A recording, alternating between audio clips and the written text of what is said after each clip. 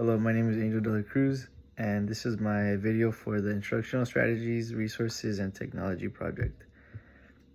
So regarding the different types of learning styles and intelligences that can be existent in the classroom, I think it is important as a teacher to know and understand the different types of learning styles and intelligences, not only to relate to your students, but also to reach them with your teaching and to best support their educational needs. So students have different learning styles and personalities. Therefore, it is important to teach them in a way that could benefit them and to modify instruction to their appropriate learning style. Two instructional strategies that I believe could be important and beneficial to them that could reach various learning styles include Socratic seminars and providing feedback to students. So the Socratic seminars allow students to share their opinions. It allows them to learn from their peers because they hear things from a different perspective, and they could also enhance literacy and understanding. When I host Socratic seminars, I usually do them with the novel study or whatever current event topic that we are learning or covering in the week. And I'll ask an essential question. I'll have students volunteer to share.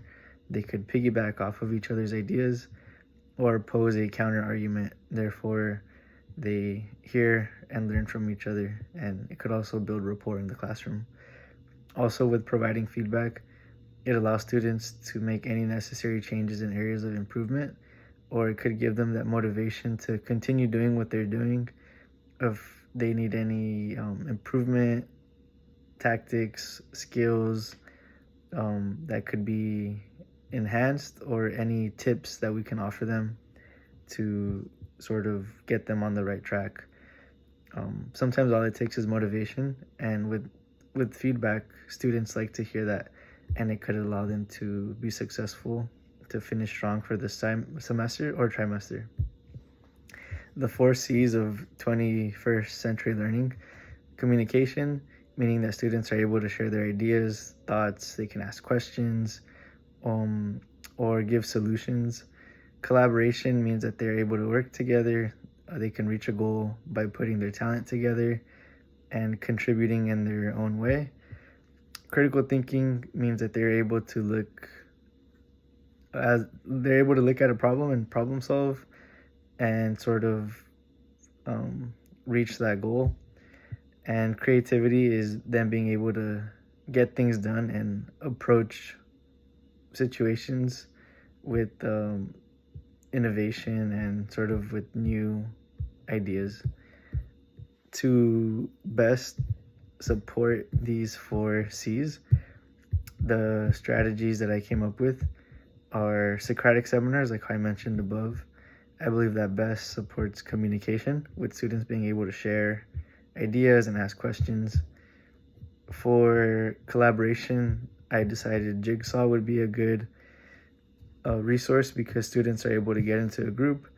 They're able to read an assigned task and then present that assigned task to the class and present their findings, but they need to work together as a team in order to accomplish that. So for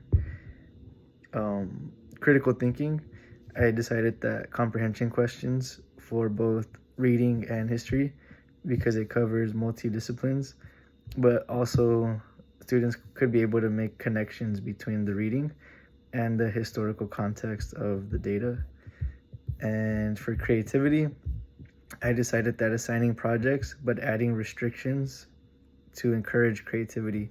So for example, for my religion class, I decided to assign a Noah's Ark project because we are covering the book of Genesis and creation, but I added restrictions. So I said that it has to either be made from clay, popsicle sticks, etc., and they couldn't really buy anything that covered a big part of the project, and therefore they're able to be creative with their project.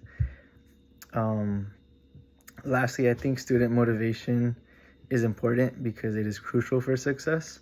Students who are self-motivated are more likely to succeed because they have that inner drive to overcome adversity, and they can have a growth mindset and be resilient when it comes to having setbacks. To best support them, I think IXL or ReadWorks, what I like to do is assign a few IXLs that support my instruction, and I'll have them do Friday. If the students are able to complete them, then they are able to participate in Fun Friday as sort of an incentive to sort of not only get their classwork done, their homework done, but they're also finding time to complete the weekly tasks. And that's a goal that I set for them every week, and it restarts on Monday. And lastly, I believe novelty is important because it allows students to be exposed to new ideas and they have something to look forward to. And in order to increase participation and engagement in the classroom, I found an article that was published in 2010, and the authors were vouching for the use of clickers. So clickers are a way to increase participation. I think especially amongst middle school students, they'd have fun being able to answer a prompt with the clicker, and it could also encourage the shyer students to respond because their responses would be anonymous. So with the Socratic seminars, you obviously have to raise your hand and be called on and share and be vocal. But with the clickers, they're more anonymous, and it could enhance the shyer students or encourage them to sort of speak up, and nobody would know that it was them, but their responses would be displayed on the board. So that is my video. Thank you for listening.